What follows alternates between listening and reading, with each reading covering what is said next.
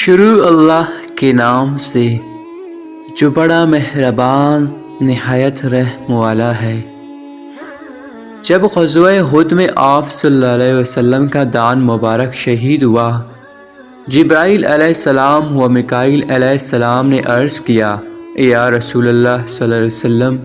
اے دانت مبارک ہم کو عنایت کیجیے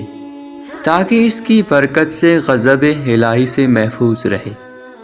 رحمت عالم صلی اللہ علیہ وسلم نے فرمایا، اے شکستہ دانت میری امت کے شکستہ دلوں کے لیے موجب بخشش ہے۔ روز محشر جب اللہ تعالیٰ فرمائے گا کہ تیری امت نے میری نافرمانی کی ہے، تب میں کہوں گا کہ یا الہی، تیرے بندوں نے میرا دان شہید کیا، میں نے انہیں معاف کیا، اور تیری شان رحیمی و کریمی ہے، تو بھی میرے امتیوں کے گناہ معاف کر دے، تو خدا تعالیٰ معاف کر دے گا۔ سلام اس پر جو دشمن پر بھی رحم و فضل فرمائے، سلام اس پر جو دشمن پر بھی رحم و فضل فرمائے، سلام اس پر کہ جس نے رحمتوں کی پھول برسائے۔